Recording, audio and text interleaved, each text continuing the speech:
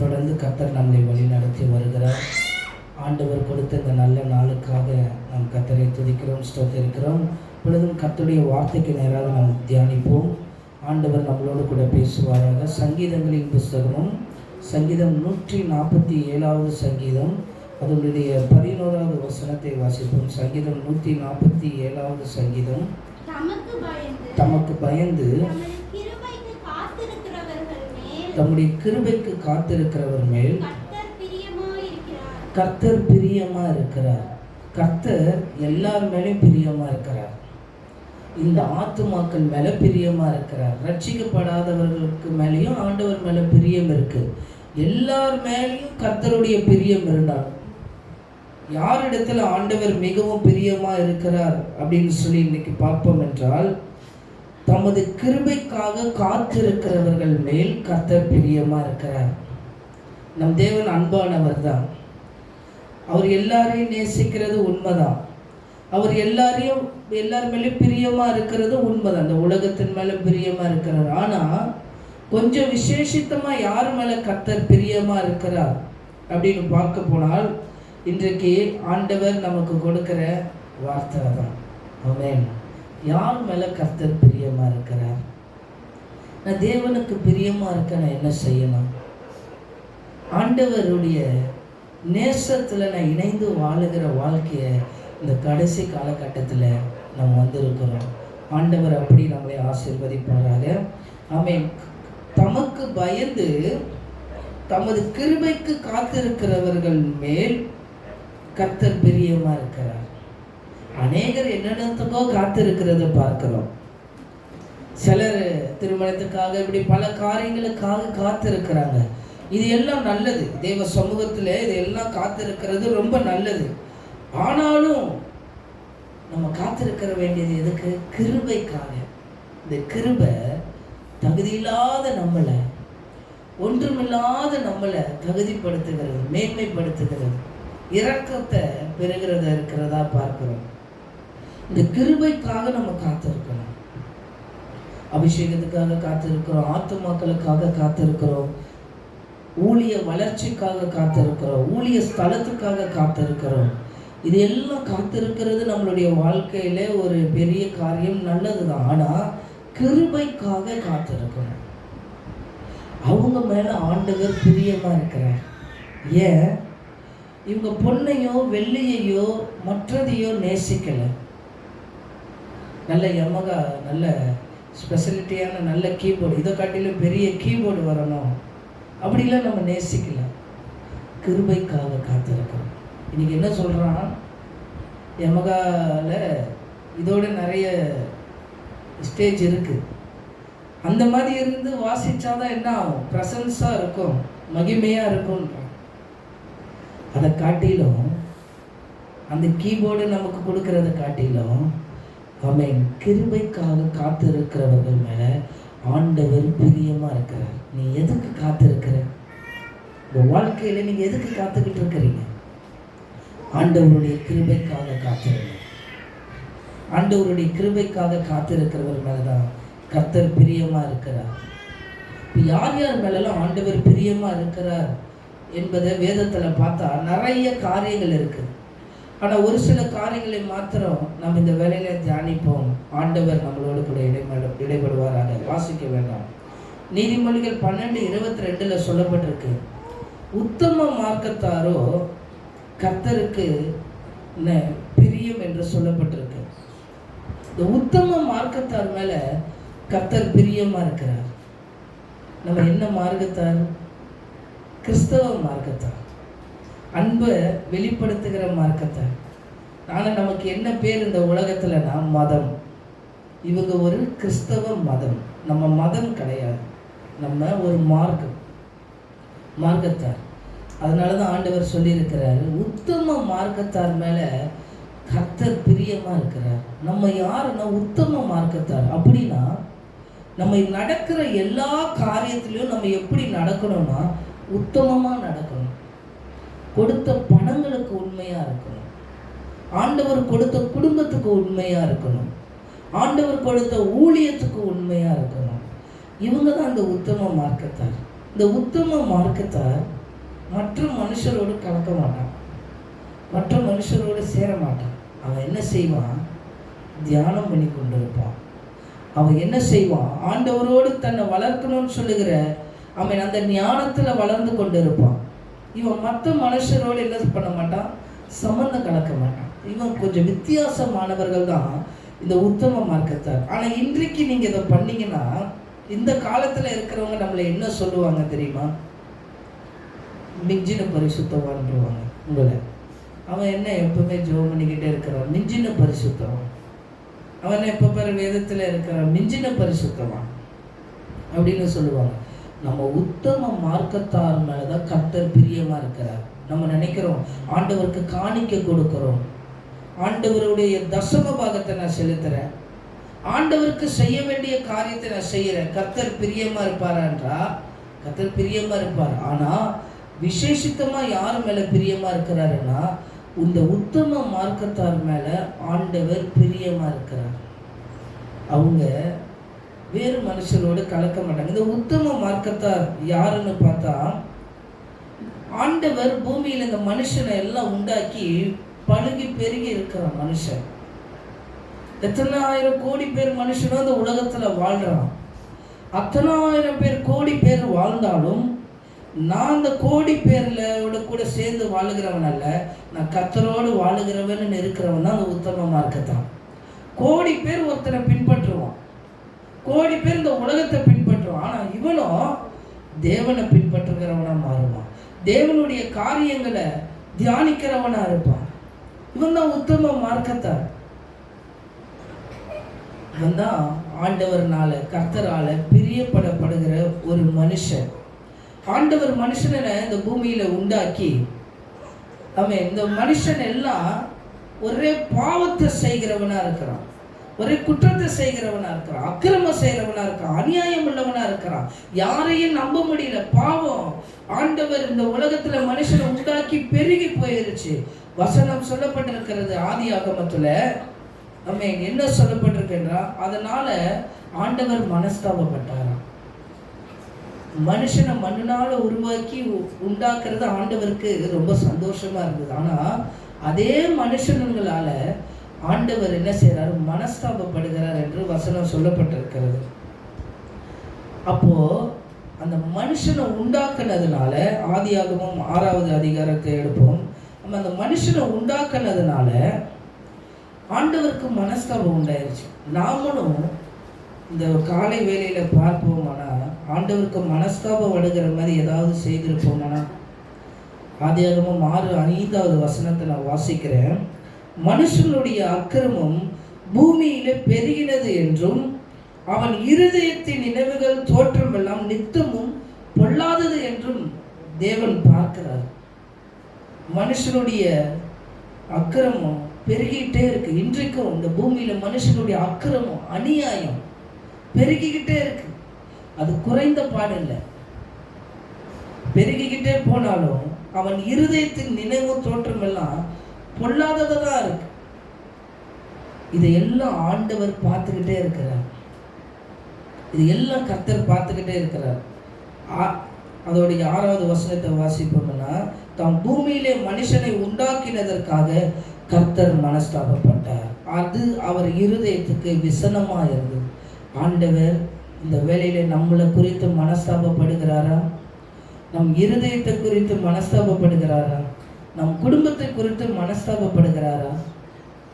என் வாழ்க்கையில நம்ம அதை சோதித்தரணும். ஒருவேளை ஆண்டவர் நம்மளை குறித்து மனஸ்தாபப்படுவார் என்றால் ஆண்டவர் கரத்துல ஒப்பு கொடுத்து நம்ம இந்த வேளையில ஜெபம் பண்ணுவோம். ஆண்டவரே, நீர் எங்களுக்கு மனஸ்தாபப்படுகிற மாதிரி காரியங்களை நாங்கள் செய்திருப்போம் என்றால் எங்களை உம்முடைய கரத்துல இந்த வேளையில ஒப்பு கொடுக்கிறோம். கர்த்தர் எங்களை மன்னிப்பீராக, உம்முடைய கிருபை எங்களுக்கு கிடைப்பதாக, உம்முடைய கண்கள் எங்கள் அக்கிரமங்களை பார்க்காதபடி எங்களை மன்னித்து, எங்கள் குடும்பங்களை மன்னித்து, எங்கள் பிள்ளைகளை மன்னித்து, எங்கள் தேசத்தை மன்னித்து நீர் நடத்தும்படியாய் நாங்கள் ஜெபிக்கிறோம் அப்பா. ஸ்தோத்திரம். ஆமென். ஆனா வசனம் சொல்லப்பட்டிருக்கு, நோவாவுக்கோ கர்த்தருடைய கண்களிலே கிருபை கிடைச்சது. ஒரு முழு மனுஷனே ஆண்டவர்களால மனஸ்தாபப்பட வைக்கிறான், ஒரே ஒரு மனுஷனுக்கு மாத்திரம் ஆண்டவருடைய கண்களிலே அவனுக்கு கிருபை கிடைச்சிருக்குன்னு வசனம் சொல்லப்பட்டிருக்கு. இதுதான் கிருபைக்கு காத்து இருக்கிறவர்கள் மேல கர்த்தர் பிரியமா இருக்கிறார். உத்தம மார்க்கத்தார் மேல கர்த்தர் பிரியமா இருக்கிறார். மொத்த குடும்பமும் பாவம் செய்யுது, மொத்த குடும்பமும் அநியாயம் செய்யுது, மொத்த மனுஷனும் அநியாயம் செய்யறான். ஆனா நோவாவுக்கு மாத்திரம் கர்த்தருடைய கண்களிலே கிருபை கிடைத்தது. இந்த கடைசி காலகட்டத்துல அறிவு இன்னைக்கு பெருகி போயிருக்கு. இன்னைக்கு இருக்கிற பிள்ளைகளை பார்த்தாலே அவ்வளோ அறிவா நடக்கிறாங்க. டெக்னாலஜிலேயோட வளர்றதுனால அறிவா இருக்கிறாங்க. அதனால இந்த பிள்ளைங்க கிட்ட போய் நீ ஃபோன் யூஸ் பண்ணாதன்னு நம்ம சொல்ல முடியாது. ஏன்னா நம்ம ஃபோனை யூஸ் பண்ணி கற்றுக்கிட்டோம். நமக்கு முன்னாடி இருக்கிறவங்க ஃபோனை பார்த்தது கூட கிடையாது. அன்னைக்கு ஃபோனு ஒரு தகவல் சொல்லணும்னா தந்தி தானே அடிப்பாங்க. இது சேர்றதுக்குள்ள அவங்க அடக்கமே பண்ணி அடக்காரதே முடிச்சிருவாங்க.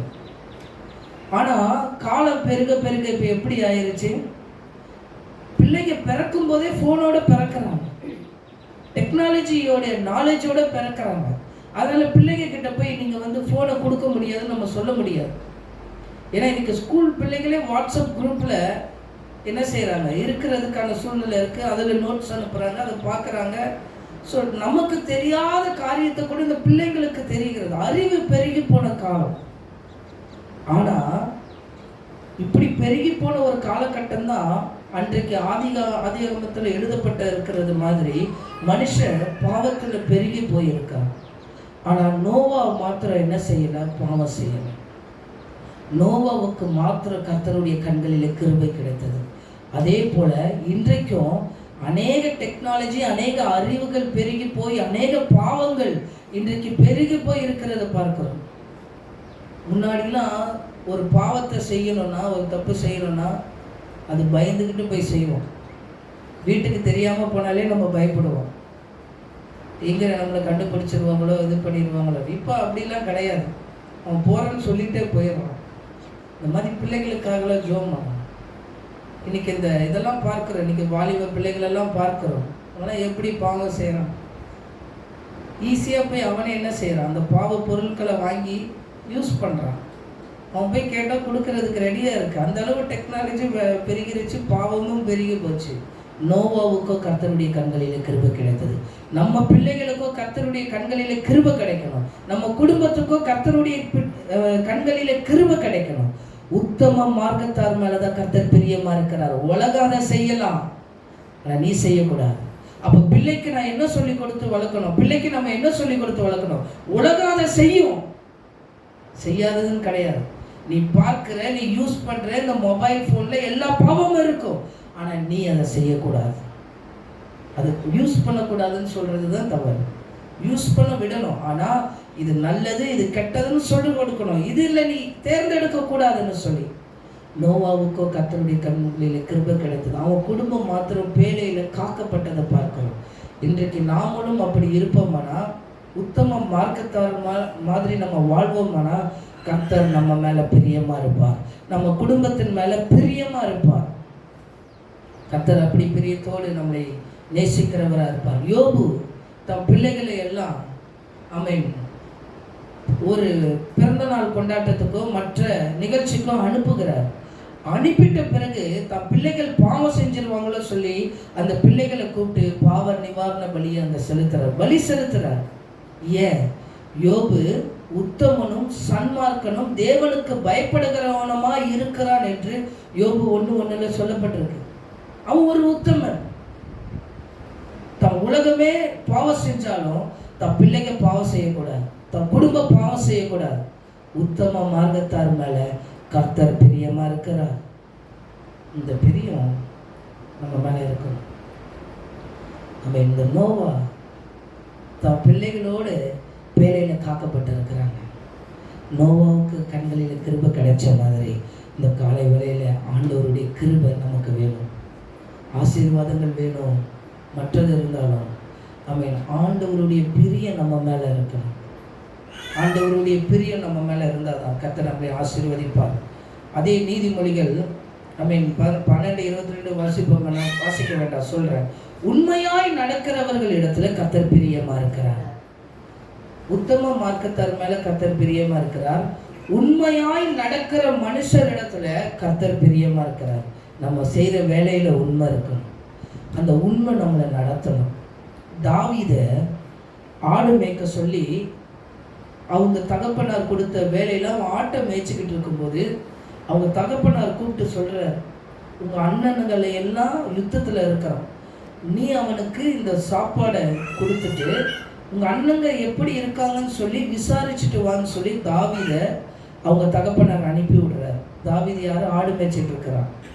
அந்த இடத்துல வசனத்தை நல்லா கவனிச்சோம்னா, சொன்ன உடனே தாவீது ஆட்டை அங்கே விட்டுட்டு போல, ஆட்டை அம்போன்னு விட்டுட்டு அப்பா எனக்கு வேலை கொடுத்துட்டாரு நான் உடனே ஓடல, ஆட்டை தன் காவலாளியிடம் வசமாய் விட்டு விட்டு போனான்னு வசனம் இருக்கு.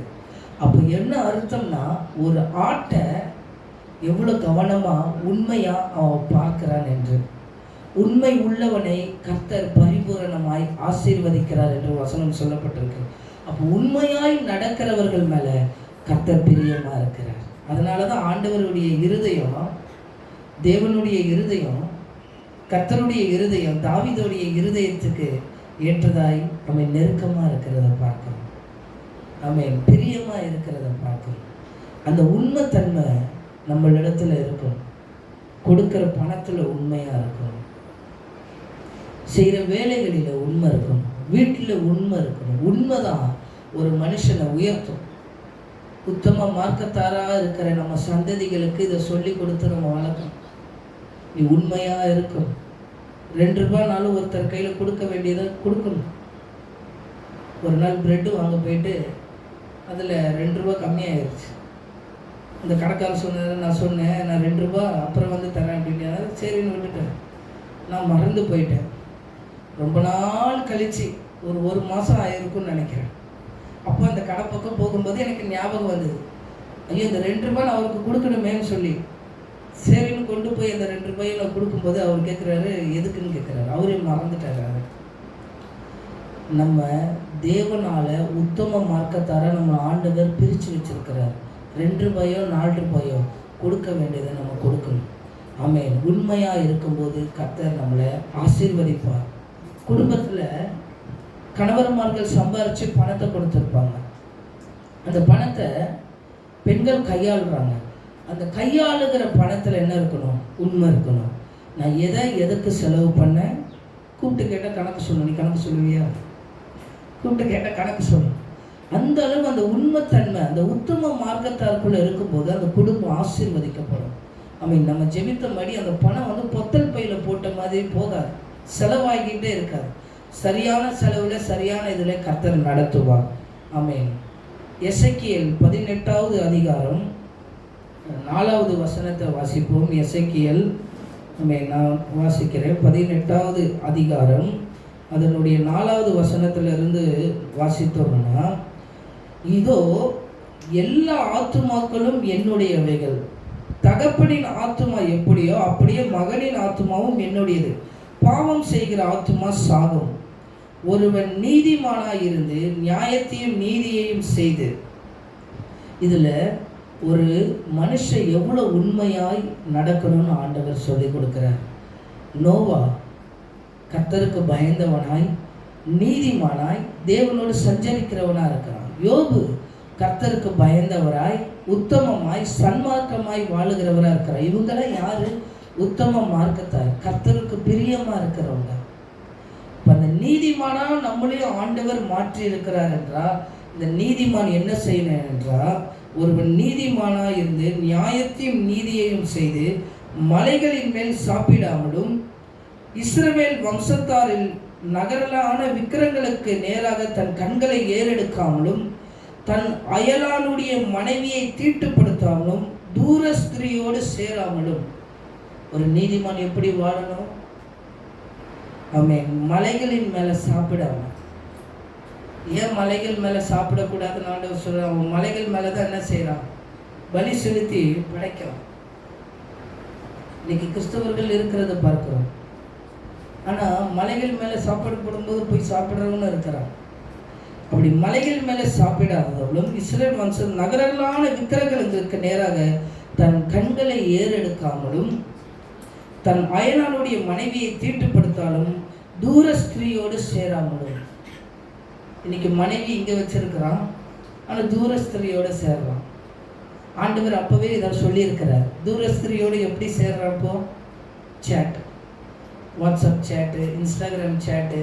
அவன் எங்கேயோ வெளி தேசத்தில் இருக்கிறான், அங்கேருந்து மனைவி இங்கேருந்து அங்கே சேட் பண்ணுறான். இப்படி என்ன ஆகுது?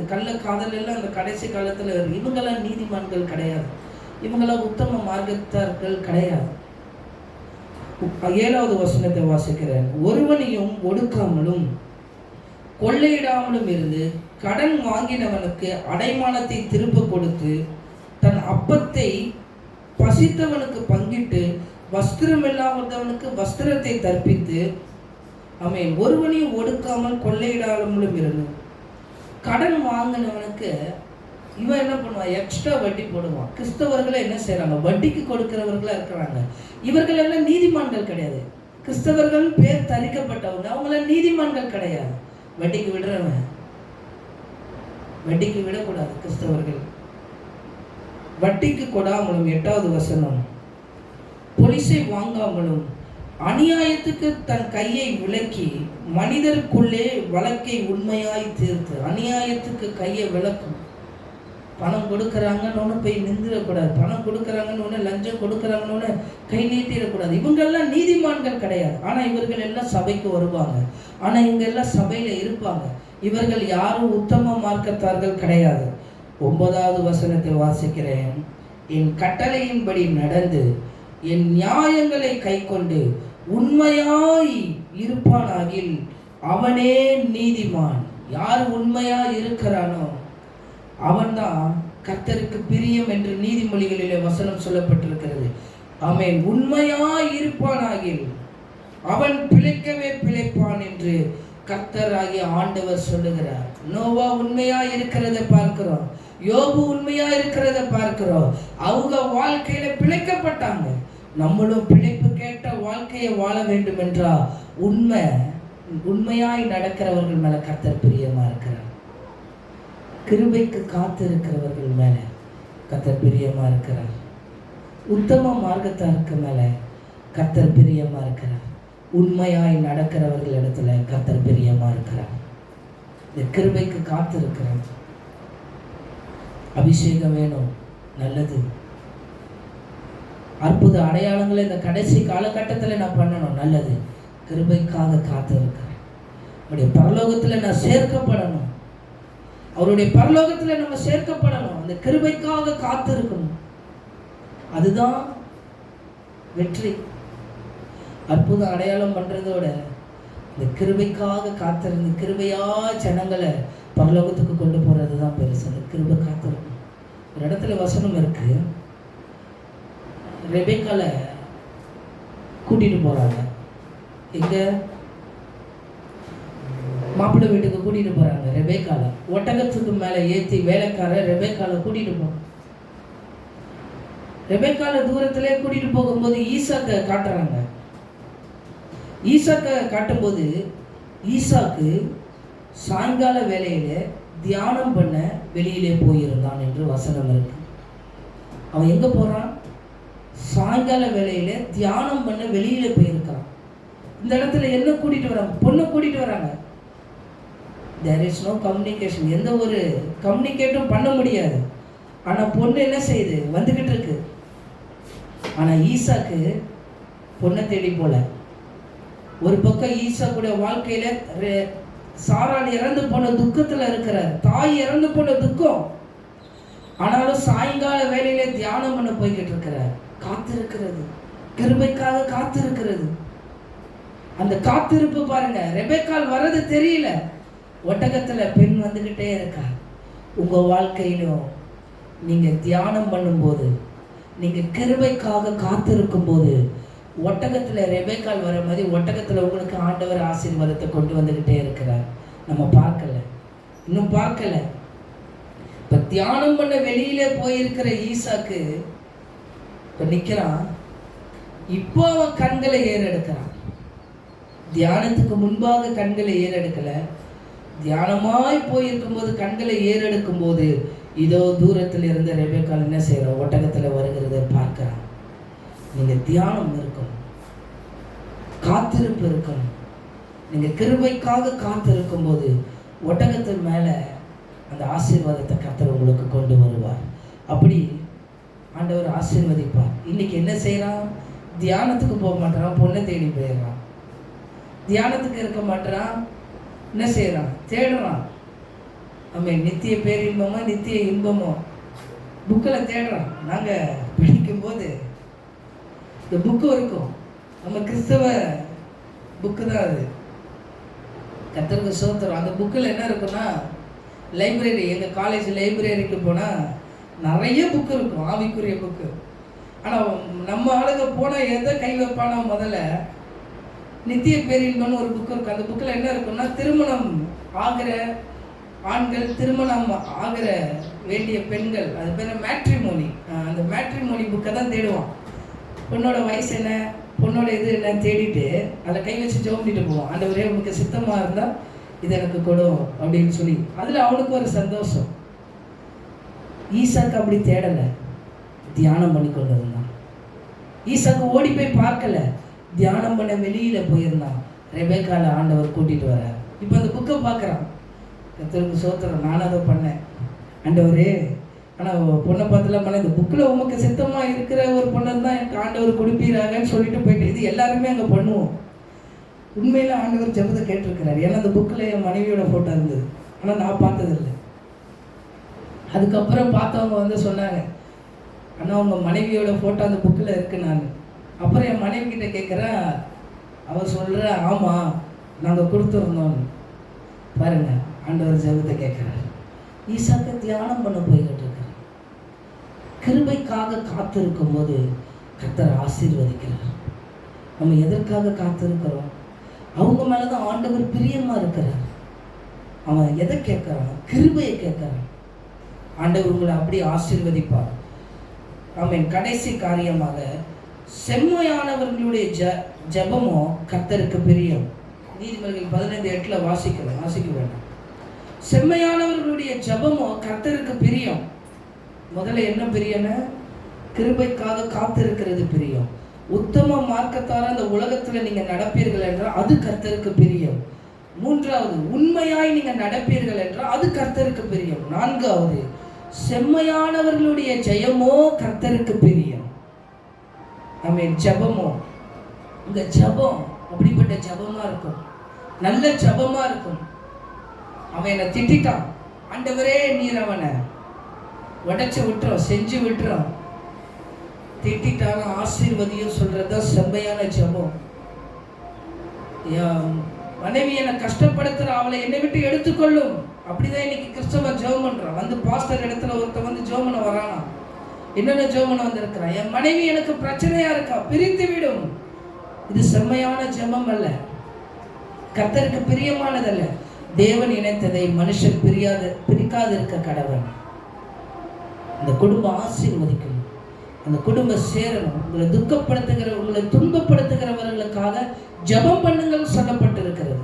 உங்களுக்கு நிந்திக்கிறவர்களுக்காக, உங்களை துன்பப்படுத்துகிறவர்களுக்காக, உங்களை வேதனைப்படுத்துகிறவர்களுக்காக ஜெபம் பண்ணுங்கள்.